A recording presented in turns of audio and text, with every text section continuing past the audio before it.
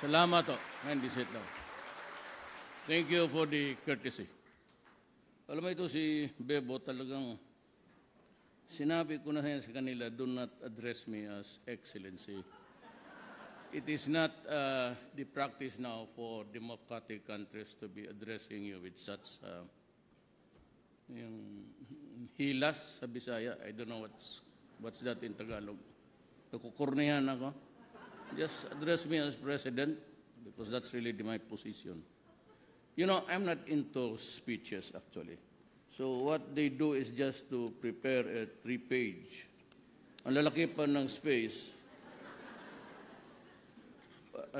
Nakakahiya naman. This is the first time really to visit you. And besides, I said, I do not read speeches. I do not, I'm not into oratory. When I talk to an audience, it is always a conversational talk. So, I'm a bit late because the parents of Arnaez, the latest victim of I don't know who, it's still under investigation, but I ordered the Secretary of Justice to take over the investigation of the case. Ang sinabi ko naman talaga, we will protect the soldiers and the policemen. Well, no doubt about it. But always, there has to be the element of the performance of duty. And you do not kill defenseless persons. I'm sorry, but I will pursue the cases against the police. And if need be, they should go to jail. Wala akong inutos na patayin mo yung bata o matanda, and even the enemy on bended knees. That is not the norm nor the role of a democracy. And even, well, you saw a lot of it during the Serbian War, massacring almost all people there. Pero hindi ganon and I would never condone or allow it. Alam mo, fiscal ako. At abogado ako. At sa awa ng Diyos naman, except for my quarrel with the bishops, because half of the priests are with me also. So, yun lang naman ang naalaala ko that a riff that would say it would involve my religion.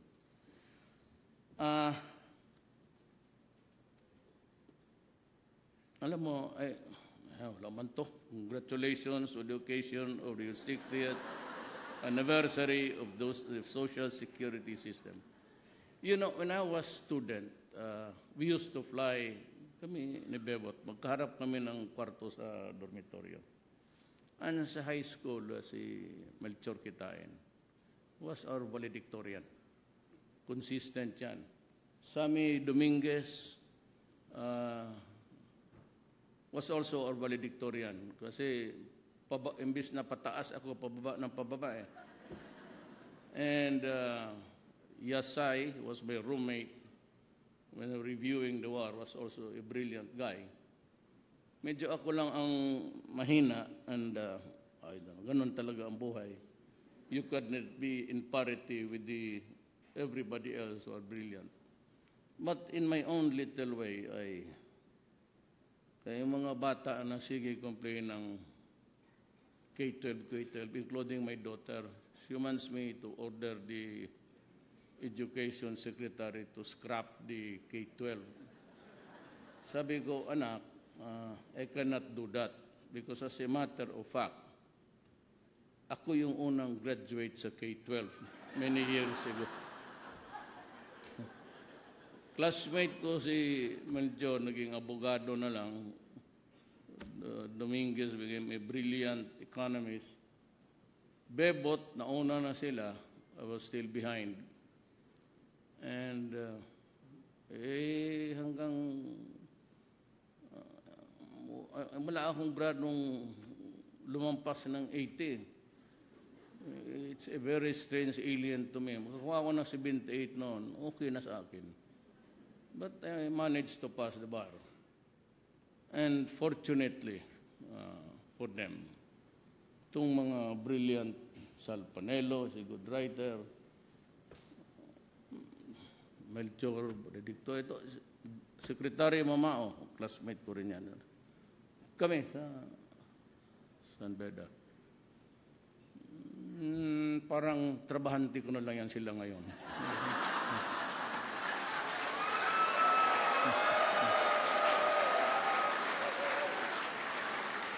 Ngayon pala si Dennis. Nandito pa si Puhit. Ay, marami pala kayo dito. Alam mo, mag-graduate na lang ako. Totoo, nandiyan yan sila, tanungin mo. Talagang buhay ko was a little bit tumultuous. Kasi from classmate kami, I had to go to the province. Duresa was also a classmate. Siya yung valedictorian doon sa probinsya. Eventually, I finished my high school sa province. Digos, which is what used to be a municipality long time ago. So, K-12 original ako, sabi ko. Mag-graduate na lang kami, mag-practice na kami doon sa akyat-akyat ng stage. Ito ba, nabaril pa ako na tao. Sila. Kaya it's just always been. I thought that I'd never be a lawyer actually. Kasi sumibat ako, hinahanap ako ng Metrocom noon. So I had to go back to the province. Ang mahirap nito, ang nanay ko nagtanong. Sabi niya, Rodrigo ang tawag niya. Rodrigo, kailan ako mag-reserve ng ticket? Kasi alam niya mag-graduate na eh. Sabi ko, mag-graduate na ako. Nakikita naman yung card ko. Siya yung gumagastos. Sabi ko, sa March kami, nangyari yung barilan. Di umuwi ako. Sabi ng nanay ko, kailan ako magbili ng ticket kasi magpa-reserve pa tayo. Noon, tumawag ko sa telepono, magpa-reserve ko lang. Sabi man ng pare, na ang Mindula, magulo. Magulo man talaga noon. 1972 graduate. Ayan, dito pala si... nandito, Ruben, pati...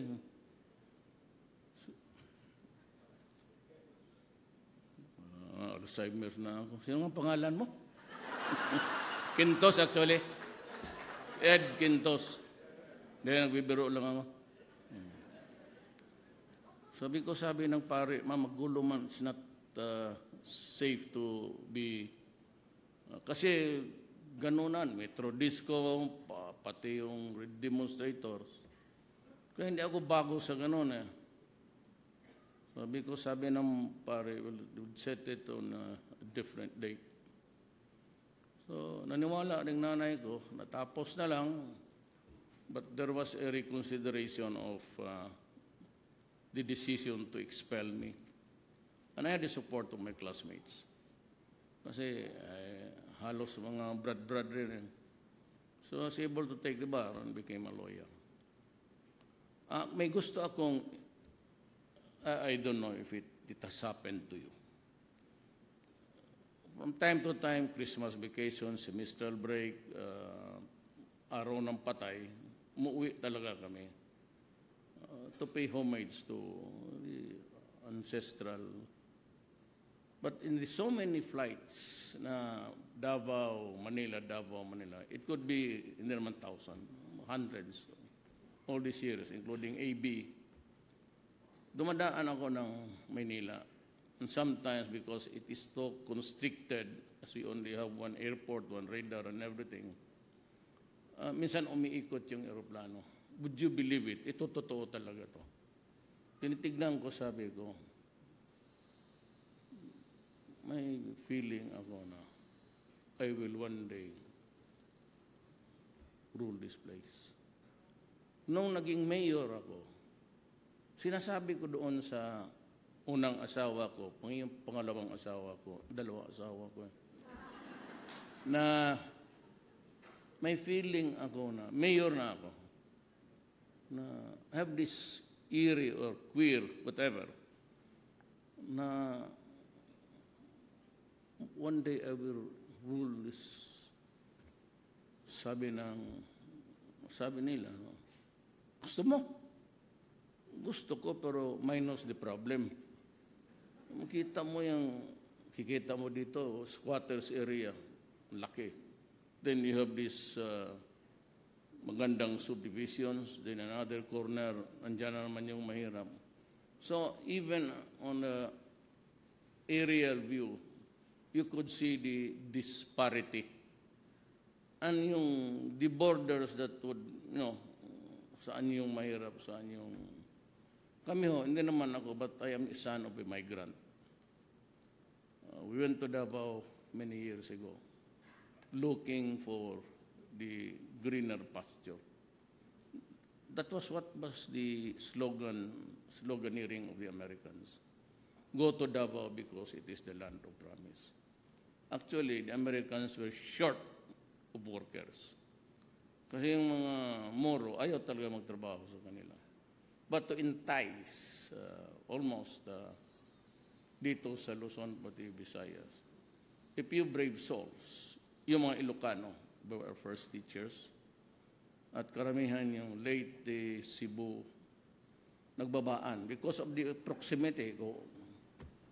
Kaya ganon. But at that time, the Mindanao was already divided by the Americans into cadastral and homestead. Sa kanila yan and they introduced the Torrens title.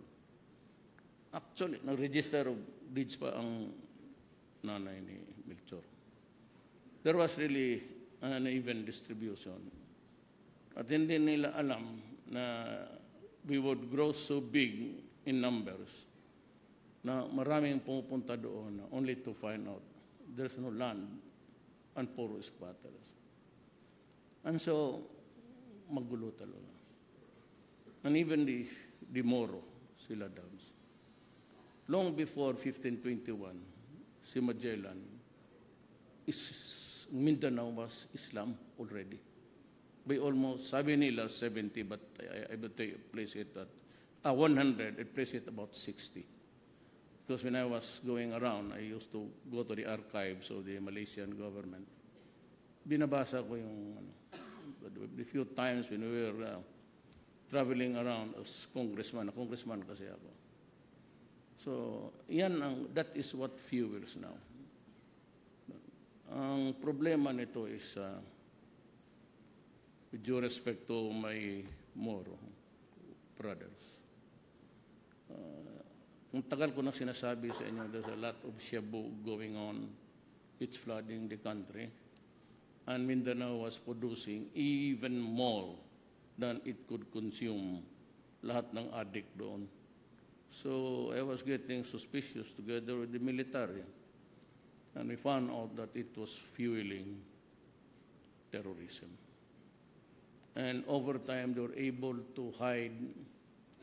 On its third month, inexhaustible yung IED nila, lahat. Hanggang ngayon, putukan po rin. And they are into the tunnels which connect one building to the other. So, ganito yan eh. The military, pero ganito nandito yan nakabarong. Pareho kami. Gusto yan nila tapusin, bombahin yung moske mo. Sabi ko, wag. Because that would be the ultimate, it will inflame not only the Muslims of the Philippines, but of the entire world. Kawawa yung mga Pilipino na magpunta doon sa iba. You must remember that we have almost about 1.5 million Filipinos working abroad, mostly in the Middle East. It is to the national interest that we limit the numbers destroyed, whatever it is, at ang tao. And even the terrorists. Alam ko galit kayo. But you know, the higher interest of the country prevents me from, just like El Chapo, if you're a despot, you just want this thing to happen. You have to remember that there are a lot of Filipinos outside working. Sabi ko, huwag mong bumbahan kasi tapusin na. And there are we are not sure of the numbers. Sometimes it's 70, sometimes it's 120, and we have the numbers now that is 300. Sabi ko, pag inatake ninyo yan, they would start to behead every hostage inside. Then how would now I explain to the people of this republic what happened? Because whether you like it or not, the buck stops here. Hindi ko na mapasa. That is failure, that is intelligence. People would not listen to that. Ikaw yung presidente, don't give us that hula baloo. Yan ang nakaproblema. So, pinipigilan ko. Na, bakit umabot tayo dito ng katagal? There are things which I have to consider as the commander-in-chief. Either you agree with me or dispose of me, period. Wala na tayong pinag-usapan dyan.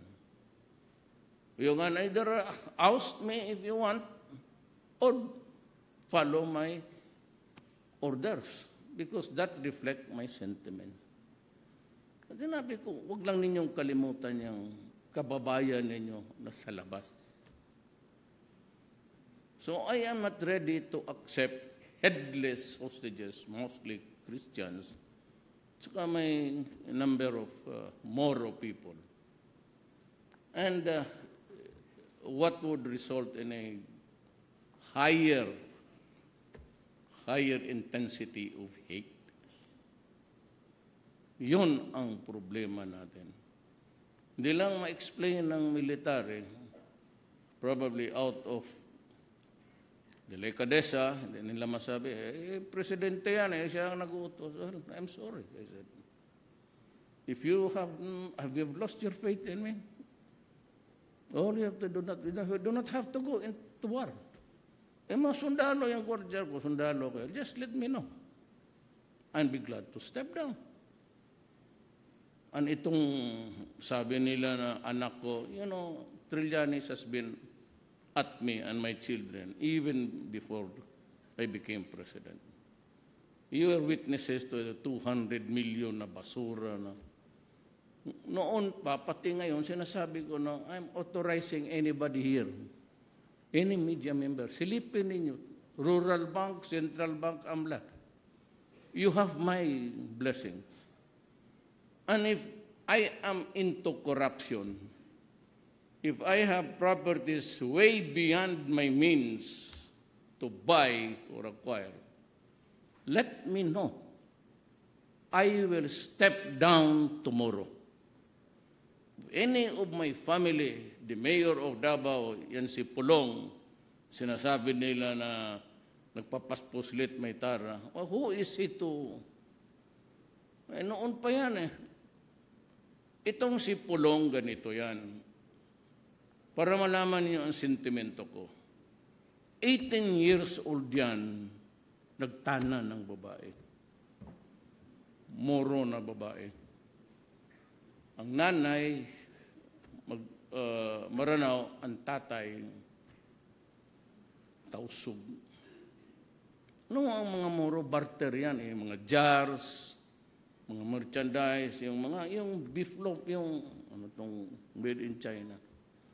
Now, it's being imported legally at doon sa on all fronts. That's why we have to open the barter trade again. Otherwise, magkagulo talaga itong Pilipinas. Hanap buhay yung mga Moro dyan eh.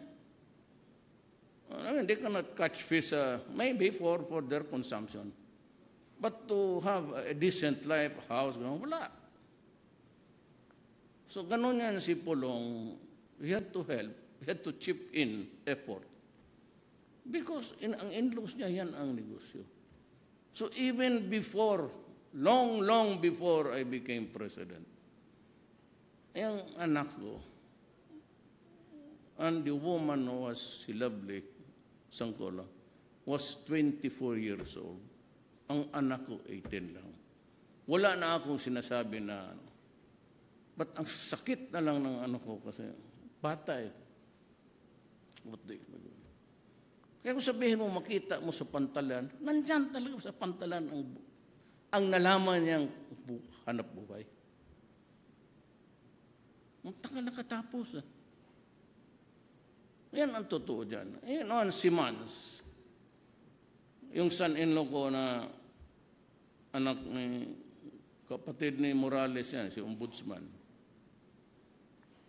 Pumunta yan sa akin sa Mighty King. Sabi nila na kinuha sila as retainer. Sabi ko, it's lawyering. I have nothing to do with it. But you know our boundaries in life. So yung kanya lawyering, just earn a living. Struggling yan. But he's connected with the Belio, Lucas Carpio, yung tatay, pati si Mans, yung law office nila ang kinuhang retainer. Of course, si Belio bumitaw na yan. Pero ang kinuha, that is hanap buhay lawyering. Kung mag-appear kayo doon sa Congress, and just tell them the truth. What's wrong in lahat naman tayong abogado? We never question any lawyer for that matter getting a client, even if he's the killer, even if we know that he is the killer or that he is the real culprit. We have to stand by our... Ganon kaming mga abogado. Lahat tayong abogado. When we know that. Sabi ko, there's nothing wrong with that. Basta wag ka lang, you know the boundaries. Now, what was the offer? 3 billion. Pumayag ba kami? O magkano ang ma-recover natin? Well, we're getting about 25 billion sa taxes. Okay na ako. Kasi magkakaso tayo, a long protracted war, legal, hanggang Supreme Court, wala tayong mapakinabangan itong generation na ito. That's why the most contentious moment in the cabinet regarding SSS, when we were debating whether or not to allow the increase. At the end of the day, kinat ko sila lahat because we were already arguing for 2 hours. So, ladies and gentlemen, this is my... We have a problem in our generation. Then there is this computation about 2040, an aberration in the systems. We will solve the problem of our generation. Tomorrow will take care of itself. Ang mga anak natin, may mga utak yan. Then how to continue? It's no longer a problem. Bigyan mo competition hanggang 2040. Of course, ang object talaga, the economic, Sunny Dominguez, and I have to be very frank with you, si Pernia, and si Jokno. But Dean Valdez wrote me a letter and said, ang bukas hindi atin, kanila na yan. And they will solve the problem by themselves. Ang atin, meron tayo.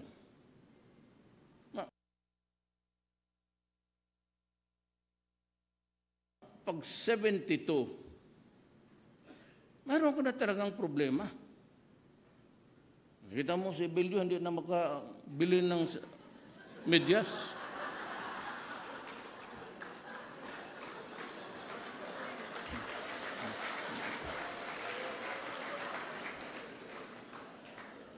Si Sal naman, sinasabi mahal yung sartorial repertoire. Dating na yan maganda ang practice He's a good lawyer. Pero yung tingnan siya yung butit na lang hindi yung yung ano niya, yung pantalo na may butas. Yan ang style ng tao. They say that she's queer, parang,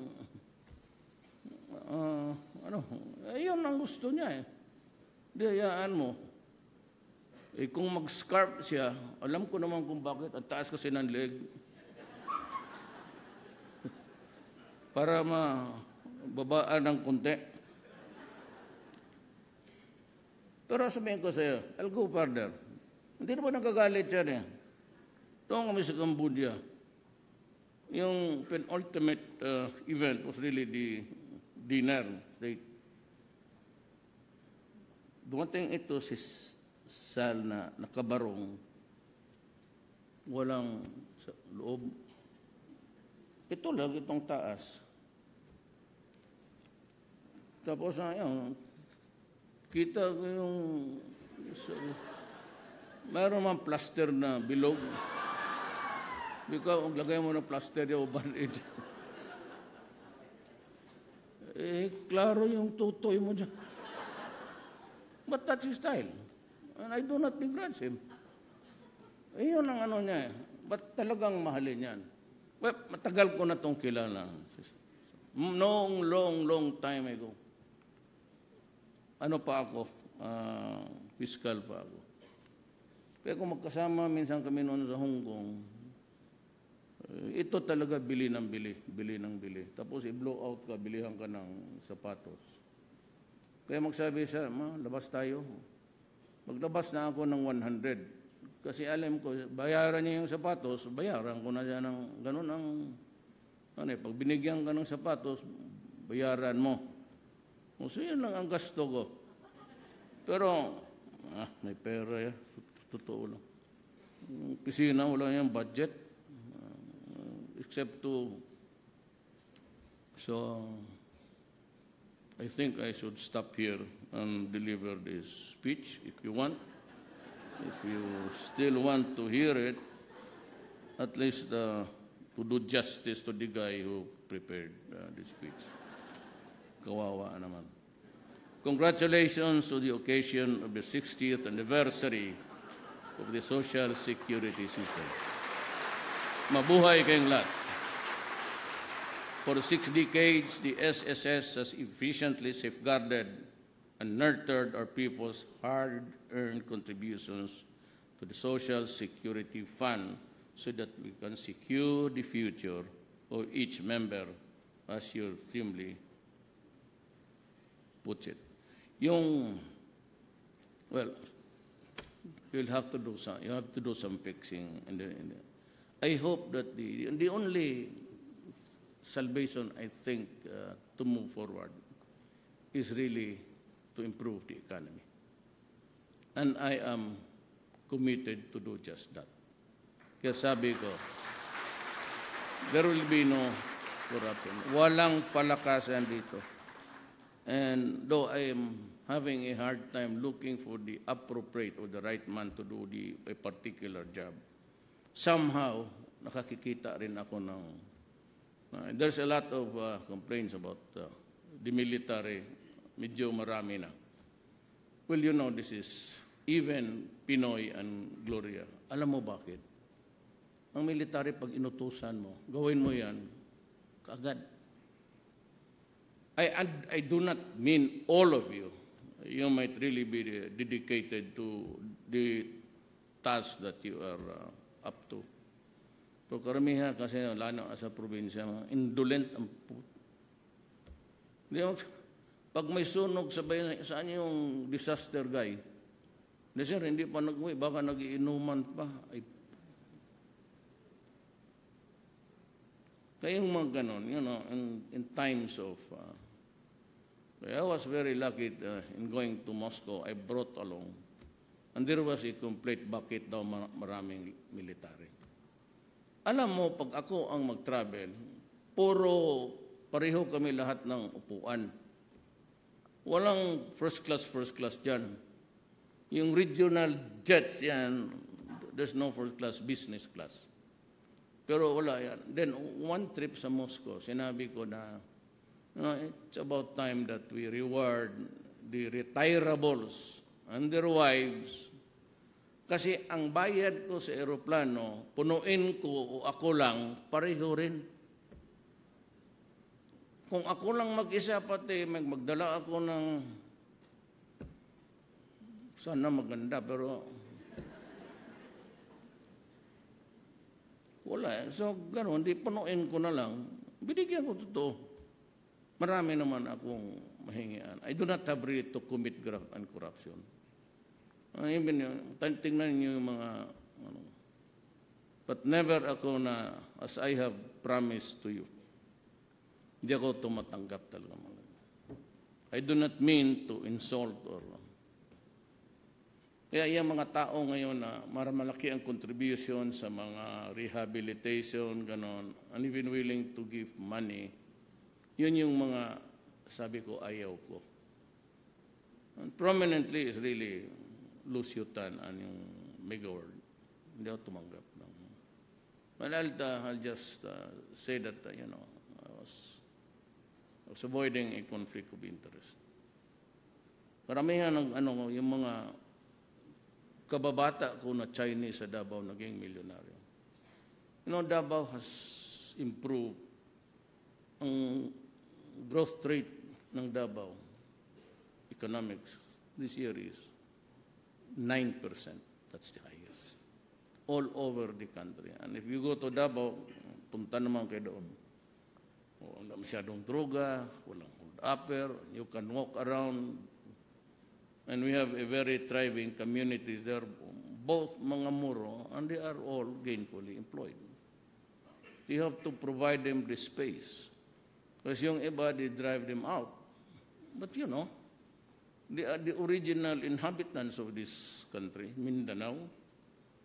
Just that the difference is we were Visayas, Luzon, went to the Christian missionaries. And Mindanao went to the Islam preachers. So, but you have to kailan balance mo. And I really do not know. Kasi yung iba niyo, drive them away. Mahirap yung maawa ka. Hanggang Abra, may kayong mga Ilocano dito, kita. Hanggang Abra, nandoon yan sila, hanap buhay. Diyan lang sa sidewalk, tarpaulin pati plastic ang bahay nila. Kaawa rin. So you have to balance. Kaya doon, talagang binibigyan ko sila. Night market, binomba pa ng ISIS pati mautit. But still, Davao is growing. And I would have thought na, yung magtingin ako, sabi ko, magtingin ako sa aeroplano. Sabi ko, sana, gawin ko itong parang Davao. That was the template that I was. Only to realize that when I became president, got hold of the all available data, that may mga generals were into it, ang inasahan kong ahensya na tutulong sa akin in controlling the import of drugs, isa rin palang pumupusilit ng droga. So on that score, I admit, it might have been due to a shortcoming of my projection. But I never thought that I had to deal with officials and corrupt agencies and never knew really the dimension or extent I would be facing. But marami akong, I have mistakes. Faults, many. But itong droga will stay. I would like to tell you that if I do not act decisively, sans yung nila na the attacks about extrajudicial killing, of course,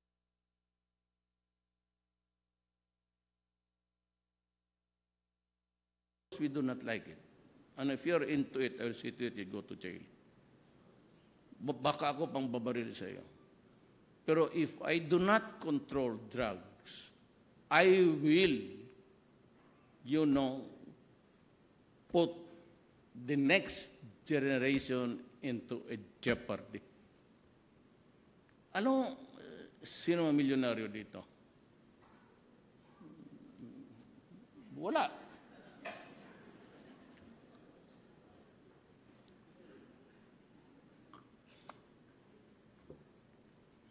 Pinalaki tayo ng nanay natin. Pinakain tayo, pinaaral. Hindi naman mayaman. But hopefully, yung mga anak nila will take care of them. Kung hindi tayo, if we're able to control the family in a usual discipline that's yung Filipino, so how about the others? How about the dysfunctional family? Pag ang nanay umalis for abroad or ang tatay magtrabaho sa labas or worse, both of them go out, you have a dysfunctional family there. Yung iiwan lang sa mga kapatid, iiwan sa ang maliliit pa. And there are aplenty. And they are the most vulnerable in numbers. Kung sana sa Europe o sa Amerika, mga utak, may edukasyon lahat, then they have a time really to crank the gray matter between the ears to think of danger or not. Dito maraming squatters ka makita ko, and they're all vulnerable. Ang masakit dyan, may police. Almost 40% of the entire barangays under the control of, or they are into 3 months operation, bilyonaryo na yan sila. Or at least milyonaryo. May mga mayors, governors, tawag, it's the protection racket. Yan ang ayaw ko. Kaya pinatawag ko sila lahat in 3 batches de mayor. Sinabi ko talaga, you do not fuck with me. Stay out of this business kasi yayariin ko talaga. Ang governor sinabi ko, wag ninyo akong lukuhin. I'll give it to you. In places na sabi nila, grieving, bleeding hearts, walang eleksyon. If there is an election, patay yung kalaban. And they are there 2 decades ruling and using government machinery to perpetuate the drug situation. At pati pulis nila o yung mga tao na ayaw, pinapatay at binabaon. O, kita mo yung doon sa butas ng Usamis, di nandoon yung buto ng 2 pulis. Pagka ganon, hindi ako ganon. Ewan ko lang kung kilala ninyo ako. Pag ginanon mo ako, talaga, ay nako. Magkaletse-letse tayo sa buhay nito. Huwag mo akong takutin na yan. Kudita, extrajudicial. So what? Patay? Lahat tao na mamatay. Sabihin mo, when are you going to die? Me, I told them. I went to Marawi and said, why are you here, Mr. President? I'm here because I want to die also. Yun ang gusto ng terorista, o yun ang gusto ko rin. You do not have a monopoly of dreaming, dying early or late. Alam mo, when you are born today, the process of dying has begun. So it's a matter of destiny. So you all believe in God. If you sabi ng Diyos na it's your time, then it's your time. Wala akong, I do not have to look for the reason. I said, I follow a destiny which I must abide. Pag hindi ko na panahon, bakit ko pipilitin na mabuhay ako? Hindi mo takutin yung ambos nga, let's say. I didn't do it. Pero sabihin mo na, paluhurin mo ako, puta mo, na, barilan mo na tayo. Of course, the bullet will be reserved for, nabi ko man naman sila, binigay, kasi ang army walang short eh. Long lang lahat yan. That's the primary firearm. That's the only one that they have. So paglabas nila, pinagpapatay ng mga NPA, lahat sila binibigyan ko na ngayon ng... Sabi ko, if you're assigned in Hulo or reserve the 2 bullets, you have a choice. You either eat the barrel or do it sidewise. Bakit? Sabi mag-surrender kayo? You'll be humiliated. Bababuyin ka dyan, tapos putulan ka ng ulo in public. You are decapitated. Do not give them that pleasure. Yung dalawang bala, para sa inyo yan. That's for you. You end the misery right there and then. Yung iba, tignan mo si Duterte, suicidal. No? I'm just being practical. Why do you humiliate me and cut my head?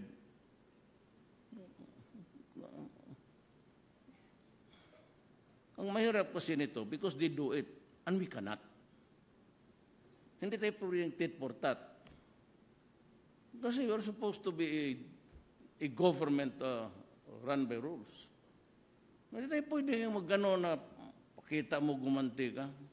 Kasi ba sinabi ko time and again, one shot tapos na. Do not tinker with the human right. Pag tamaan sa ulo, patay na yan. Eh, yung dito ba lahat ng classmate, di ba may trabaho naman kayo lahat? Oh.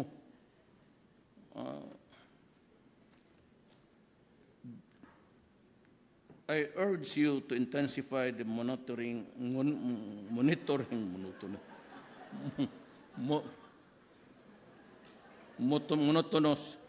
monitoring of the employers and ensure that they have registered and that they pay their due contributions. The SSS management and personnel, you are in a unique position to directly impact the lives of our people through the services you provide.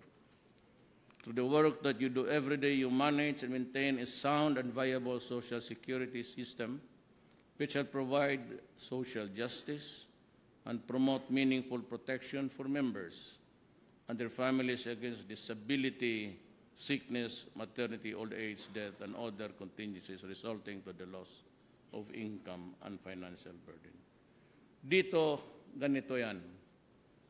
Last December, I released to DSWD 1 billion from PAGCOR. Diniritso ko na kaagad yung cheque. At sa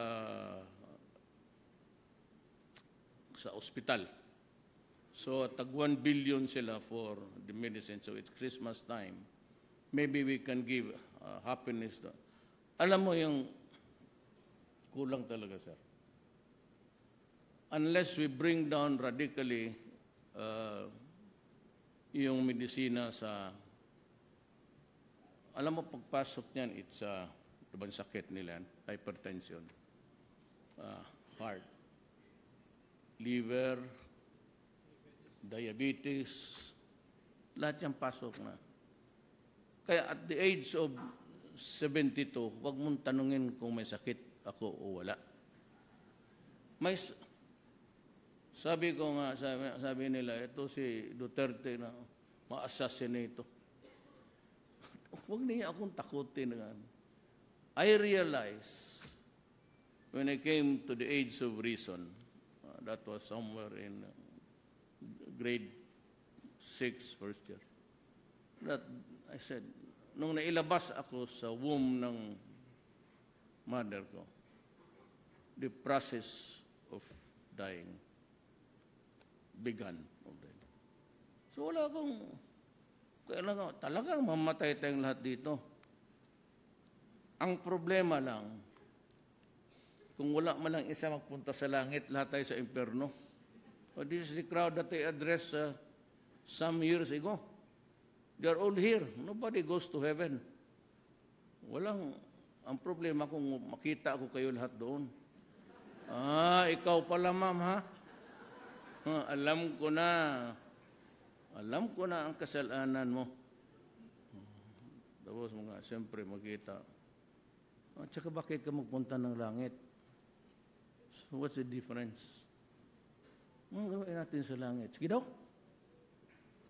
Magpunta ka sa langit. Tony Quintos, my classmate. What do we do in heaven?